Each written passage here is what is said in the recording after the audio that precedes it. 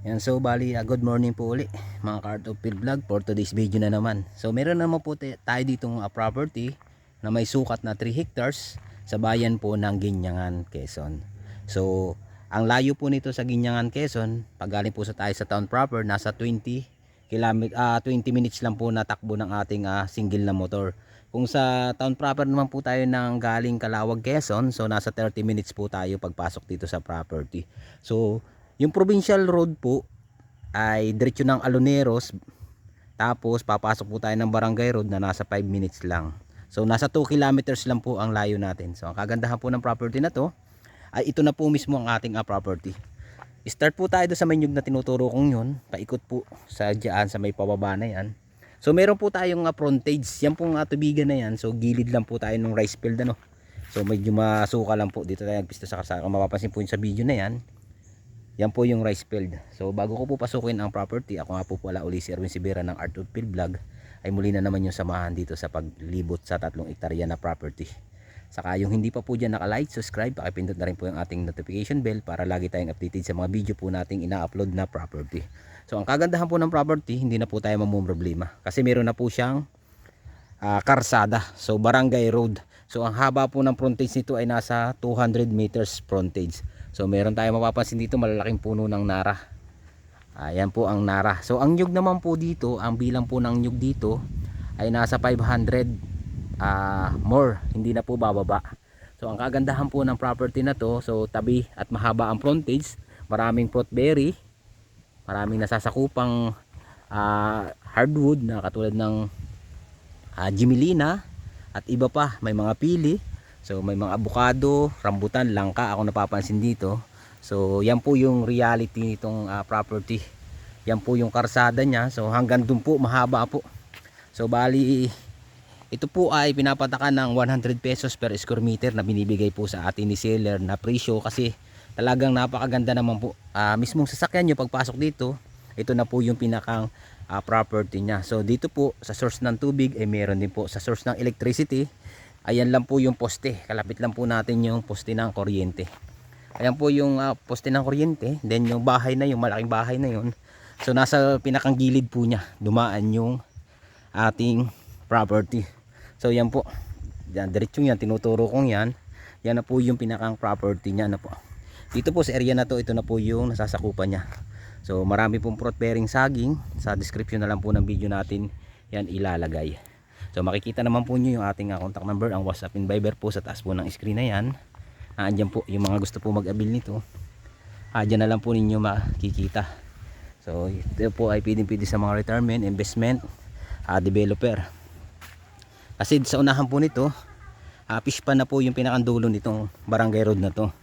So bali dalawang barangay road po ang tinuhog nitong ating property. So dito po yung isa barangay road, tapos dito yung papuntang fish pan, dito naman yung papunta rin sa buong property. So yan po yung pinakang niyog nya. Yan, ito na po yung pinakang reality ng lupa no. So left and right mula doon sa may kabilang bahay na yon, tapos dito pa rin yung nasasakupan ng property nya. So ito nga po pala ay TCT Clean Title. So wala naman po tayong magiging problema kasi ito po ay tatransfer na lang sa mga pangalan ninyo sa mga kabili. So sinasagot po ni seller ang expenses sa pagbinta nitong property na to. So yung buyer po makakagusto nito. So ang inyo lang po dito sasagutin ay transfer at relocate. Kung gusto po ninyo pa relocate uli ng bago, pwede po. Pero kung ito naman po hindi nyo pa relocate, so may mga muho naman po siya. Mayroon na siyang mga boundaryhan at bagong sukat pa lang din po. Updated po ang amilyar nito. Nagbubuwis po sila magkakapatid dito sa lupa na to. Ayan po, mapapansin po nyo talaga napaka-productive at napakalakas ng bunga ng niyog. So dito po yung isang karsada, yung ulit ko dito isang karsada, yung poste ng kuryente, mapapansin po nyo poste na yon, yung tinuturo kong yun. Hanggang dulo pa po yung pinakang karsada nito. So yan po, ito po ay may nakatira dito sa lupang ito na mga bahay. So yan naman po may usap na. Oras na mabinta naman po ito, seller na po ang kausap nila dito. So yan po. Yan, papunta doon. So medyo masuka lang po ano, hindi tayo makakapasok kaya dito lang tayo umikot sa pinakakarsada niya. Ayan, tatanawin na lang po natin diyan. Yan po yung nasasakupan niya.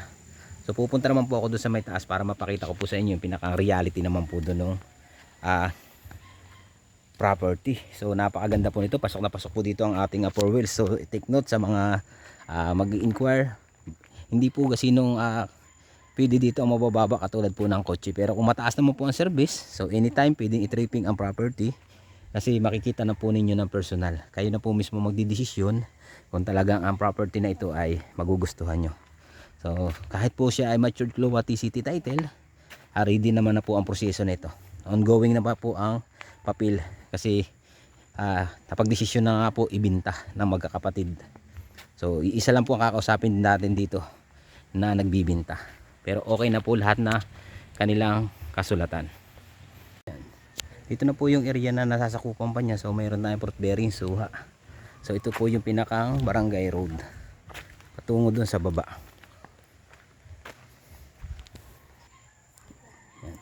Bali dito po ay nadadalhan pa itong property na to sa may apla na kabila ng kalsada na to. So mapapansin nyo yung electricity. Yan po. Dito mismo sa ating property. Then galing tayo doon sa kabilang barangay road. Yun po mapapansin yung barangay road na yun. Doon ako galing. So dito po ay nakaka 4,000 kabuo sila every 1 month. Hindi daw po nila ito ginagawang 2 months ang pag-harvest dito na niyog. Kasi kung nyo mapapansin naman po ay talagang napakaganda naman po ng property. So ito po yung pagka-slope niya. So elevated lang po siya ng konti, no. Mapapansin nyo medyo masuka lang, pero dito lang po yung pagka-slope niya. Tapos flat na rin naman po yung area dyan. Konting linis lang po na makita lang natin itong pinakang reality po nito. Napakaganda po ng property na to. Yan po. So hanggang dun, palaki na po ito dyan sa pinakang loob na yan. Marami po ditong hardwood. So sa description na lang po ng video natin ito ilalagay yung pinakang full details dito ng ating video. Yan po. Ito na po yung nasasakupan niya ng mga produkto na nito. Napakalakas po mamunga nito. Kaya ito po ay every 1 month nila binubuo. Hindi daw po nila ito kinokopras. Buo lang daw po ito. Yan. Ito na po yung nasasakupan pa niya. So medyo masuka lang talaga yung pinakang property. Yan po yung pinakang mga bunga ng produkto ng niyog niya. Yan. So dito na po yung nasasakupan pa niya sa area na to. So gonting linis lang. So may source of electricity naman dito sa property. Kaya hindi tayo may inip, may kuryente na. Yan. Pasok din po dito ang 4 wheels. Yan. So dito po yung may niyog na yan, yung may gilid na yan. So yung may manuka na hindi na po kasama yun, no? Dito lang po tayo sa may na bahay na to, pagilid hanggang doon sa may mataas na po na mababa na yun, no? Pataas na, tas may mataas na nyug, mababa, hanggang doon po. Ayan. Yan na po yung nasasakupan ng 3 hektarya. So yan po yung maraming hardwood naman sa may area na yan. Yung makikita nyo may mga mahogany, batino. So hindi lang po tayo makapasok, kung makapansin lang po talaga ninyo. Yan, no, napakakapal po ng damo. Yan. Hindi po tayo makakasuot sa pinakang loob. Yan. Ito na po yung pinakang nyugan niya na marami po na nalalamang produkto pa. So every 1 month lang po daw nila ito hinaharbis ang buo ng niyog. Hindi po sila nagkokopras. Tapos ang kuryente naman po niya na ito. Napakahaba po talaga ng frontage. So napakarami naman po nito na fruit berry gawa po nung bumagyo. So yan po yung na-epekto ng ating bagyo. So napuyot yung ibang mga saging dahil napinsala po siya ng malakas na hangin. Yan. Ito po, nasasakupan pa yan. Napakahaba po talaga ng frontage ng 3 hektarya. Yan po. So ito naman po ay pwede nating ma-relocate kung talaga pong magugustuhan nyo. Fruit bearing langka, rambutan, star apple, marami po. Marami po tayo ditong produkto sa loob ng property na 3 hektarya. Yan. So kung nyo mapapansin po, yung area na yan, yan na po yung pinakang property, ano. So yan po yung kalsada. Hanggang doon po sa may nyugan na yon. Doon po nag-start ng video. Yan po yung pinaka mga bunga ng nyug. Mapapansin po nyo sa screen ng video, talaga napakadami po. Parang lansones po ang bunga nyo. Yan. So dyan po yung pinakang property. Hanggang doon po sa may taas na yon, talagang punong-puno po dyan ng produkto. So dito lang po yung pinakamuhon dumaan. Ano po sa gilid? Yan, gumilid lang daw po dito yung pinakang nasasakupan po nitong property. Pero ang kalsada po, ayan lang po sa baba natin. Yan na po yung pinakang property. Yan pong video pa slope ng konti na yan. Pero hindi naman po malalim yung slope na yan. So sa personal lang po inyo makikita ng kagandahan po ng property pag kayo mismo ang pumunta dito. So mahirap ipaliwanag, lalo na kung mapapansin nyo sa video na masukal dahil hindi po natin kasinong kita. Pero kung personal po nyo titingnan yan, so mapapansin po nyo talaga na napakaganda po ng property. So panalo po ito sa mga retirement at na gustong mag-invest po ng lupa. So dito po ay pwede kayo mag-alaga ng baboy. Yan, katulad yan, mayroon po sila ditong backyard po na baboy. So pwede po kahit mga 30 head. O pwede po kayo dyan mag-alaga. Sa source naman po ng tubig dito, wala po magiging problema dahil dito po ay may mga bukal po talaga na napapagkunan sa property. Yan po. Napakaganda po ng property na to kasi ang kuryente na yan lang din po. So hindi po kayo may inip, napakarami po ditong kalapit bahay na sa area po ng property na to. So, meron po kayo dito kalapit bahay na, napakaganda po nitong, napakabait din ng mga tao dito sa lugar na to. Pinasisilip ko na po sa inyo dito sa screen ng video na ito. Yan na po yung property. Napakaganda po at napaka-productive.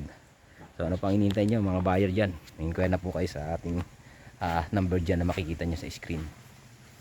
Yan, dito naman po yung may part ng maraming fruit bearing saging, ano po, may dalang hita. Yan, ang gaganda ng mga nyug, ang lalakas mamunga. Ano po. So, kaya yung mga buyer, mga investment po, mga retirement na gusto pong mag-avail nito, makikita naman po nyo ang aming contact number, ang WhatsApp and Viber po, ano. So bali, pasensya na po at dito tayo dumaan sa pinakang karsada. Nakadahilanan po talaga na napakasukal po na pinabibinta po sa atin na 3 hektarya ni seller. Pero dito po sa karsada, so napakaganda naman po ng paglalakad natin. Nakasafe po tayo dito na hindi tayo makakatapak ng ahas. Pero makikita rin naman po yung pinakang paikot po ng property na pinabibinta po. So, kagandahan po nito, may cellphone signal tayo. May signal ang Globe Smart. May wifi din po ako napapasin dito, Converse. Yan, flat po na area. May source of water po tayo dyan, mayroon pong sapa. Ito na po. So ang reality naman po ng lupa, kung nyo mapapansin, so halos nasa 50-50 lang po tayo. 50 up, 50 slope, 50 upland. Yan lang po yung pinakang reality nitong lupa. Pero kagandahan nga po, ito po ang pinakang ay pasok po ang ating 4 wells. So nakakapasok po dito ang 4. Sa loob naman po nito, wala na po itong karsadang ito, putol na po ito kasi yan po ay fish pan. Fish pan na po yung pinakang loob niyan. So yan po, yung mga kalawakan ng nyuga na yan. So yan po yung nasasakupan pa ng ating 3 hektarya na pinabibinta po. So, meron po ito dating nasasakupan na rice field.